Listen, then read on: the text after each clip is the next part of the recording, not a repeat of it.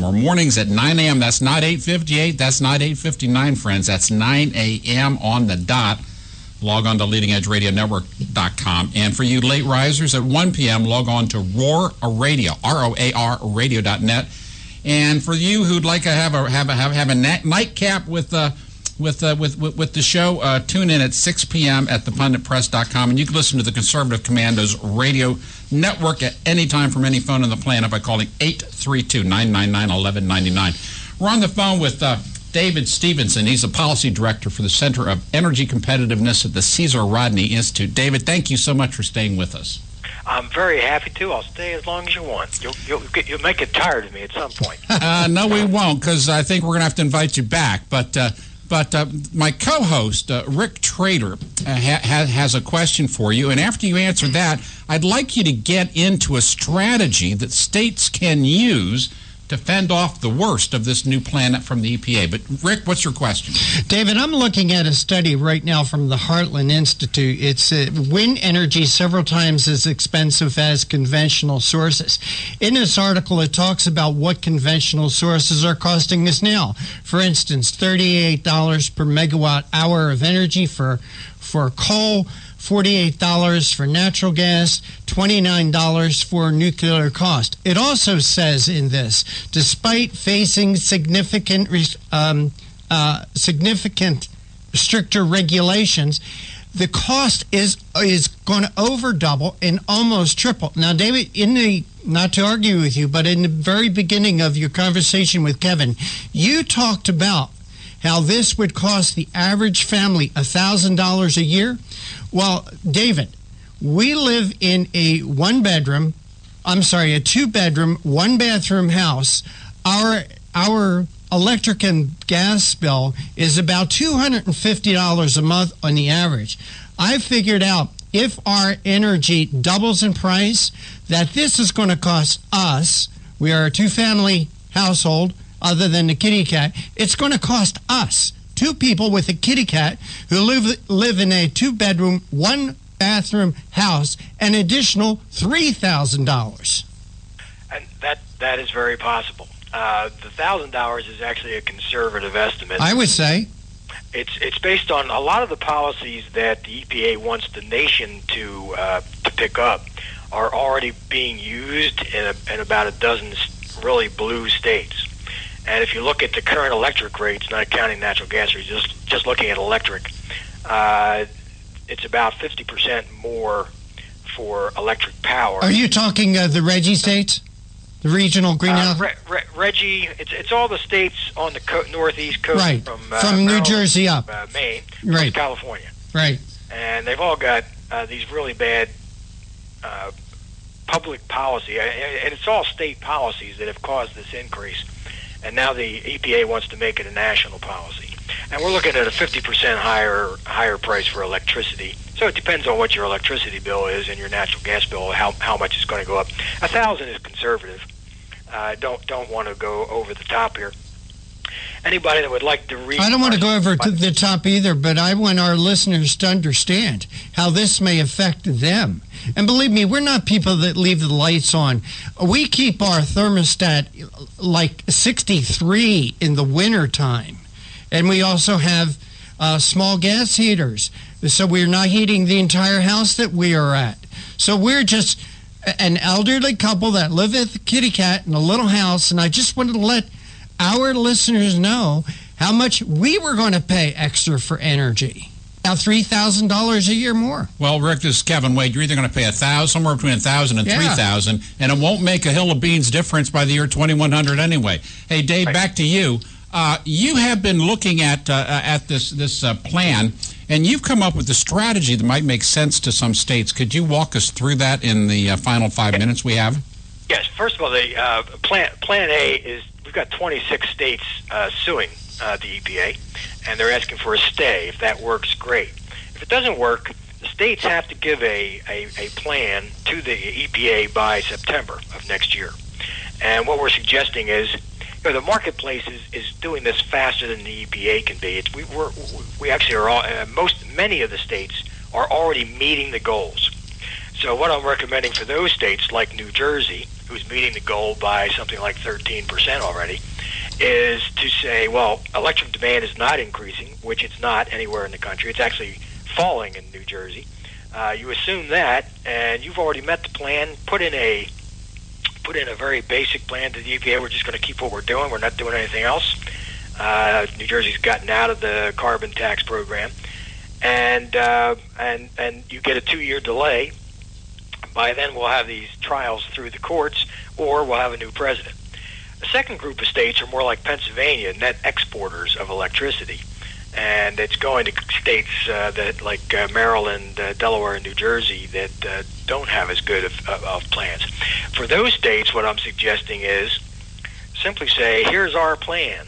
We're going to reduce carbon dioxide by not exporting power to these states that are that have got these other kinds of programs. Oh, wait, Dave, wait a second. You've got 3 states that are going to get kind of dark. Well, they have some time because the first year this goes into effect is 2022 is the interim goal, and it takes about 3 years to build a power plant. Okay. So the states have time to react, but I'm suggesting what every state wants to do is delay until we have a new president or the courts have ruled on this thing. So what you can do is if you put in any kind of plan at all, you can ask for a 2-year delay till 2018. And so you want to come up with a plan that doesn't really require you to do much, but the EPA can't reject. So basically you go for Pennsylvania. By the way, Pennsylvania will actually probably meet this goal. As I said, the marketplace is moving quickly. Plants are being switched from coal to natural gas, not because of the EPA, but because gas is cheaper than natural gas, or natural gas is cheaper than coal right now. So the switch is going, and you use half as much, you emit half as much carbon dioxide when you're firing a plant with natural gas as you do with coal. So the marketplace is dealing with this issue. I would suggest that by about 2020 or sooner, the entire country is going to meet this EPA goal, and we don't need this regulation at all. But then again, if meeting that goal artificially inflates the price of electricity everywhere across the fruited plains, we're putting our ability to recreate a good economy and good-paying jobs at risk, aren't we? Only if you start using more renewable power. We don't need to use more renewable power. Rick, your numbers are actually a little bit out of date. The average wholesale price for electricity for all kinds of electricity is now about $37 a megawatt hour. So the price, and wind is going to be twice that. Solar is going to be 3 to 4 times that. So we can meet this goal just by the natural switch from coal to natural gas because it's cheaper and more available right now, and you don't have to, and it won't raise the cost of power. So if a state's already met the requirements, do nothing else, and if your state is almost meeting the requirements and you're an energy exporting state such as Pennsylvania, just introduce a long-term plan to produce less power, thereby reducing the amount of emissions that go up the stack, and wait for a change in the administration in Washington. Exactly. So delay. Because if you don't, the EPA can put in a federal implementation plan, and they'll put in all the worst things you can imagine. Now, a lot of states are saying the EPA doesn't have the resources to do that if all the states fight back, and they're suggesting do nothing. But there's some governors I've talked to. I'm actually helping a couple of states write these plans. A couple of governors who are hesitant to do nothing. They'd rather submit some kind of a state plan. So I'm guiding them on these plans. If there's not a lot on the internet on our website on this yet, there is some material on this. But we have a lot of topics we cover, and people can read it at CaesarRodney.org. While you're on there, it's a nonprofit. Hit the donate button. That's CaesarRodney.org. Visit it, lend a hand, hit the donate button, and read what David Stevenson has written, as well as the rest of the Brain Trust there at CRI, Caesar Rodney Institute. David, I want to thank you for joining us today on the Conservative Commandos Radio Network. I'm glad to be here and happy to come back. We'll have you back in the future talking about these issues. Thank you so much. Thank you. If you'd like to, we're coming to you live from the Conservative Commandos Radio Network Studios, WNJC 1360 AM, our flagship station in Philadelphia and around the world on the Internet. With CPR Worldwide Media, Leading Edge Radio Network, TalkStream Live, The Pundit Press, SHR Media, K98 Talk, iHeartRadio, Roar Radio, and AM, FM 24/7. I'm Kevin Wade. It's Monday. That means I'm joined in the studio by Rick Trader. We are going to take a quick break. You stay with us. We'll be back in about 5 minutes and 11 seconds.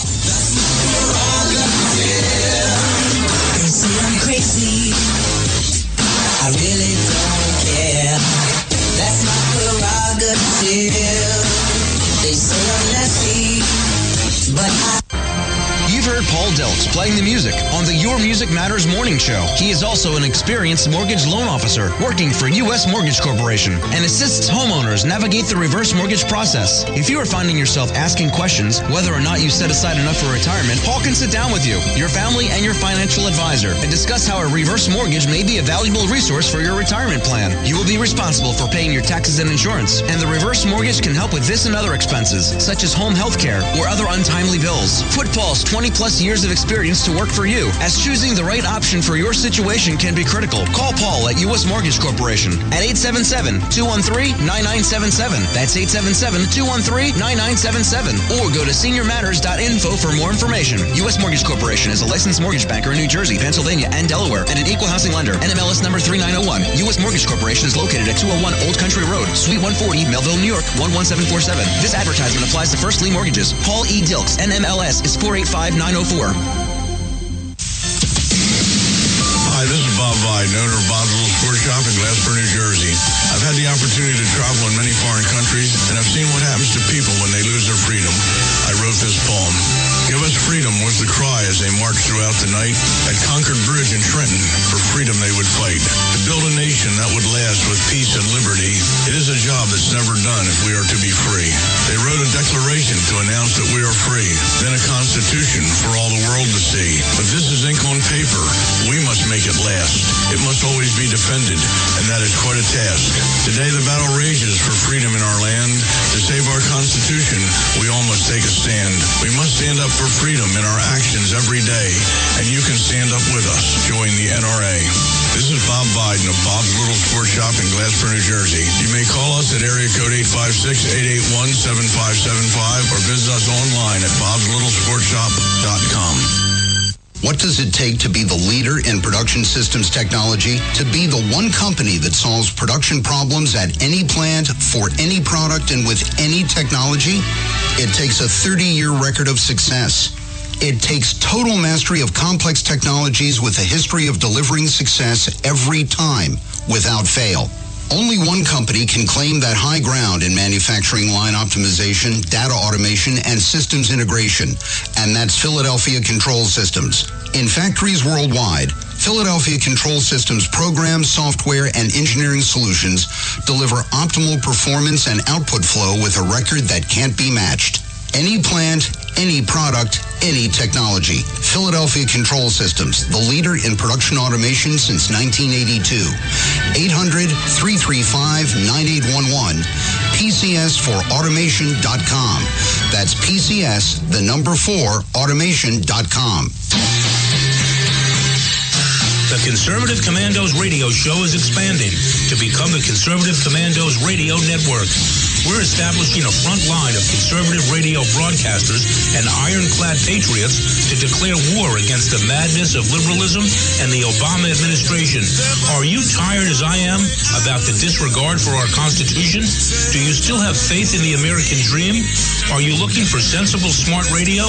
If so, listen to the Conservative Commandos Radio Network every weekday from 11 a.m. to 5 p.m. on WNJC Radio 1360 a.m.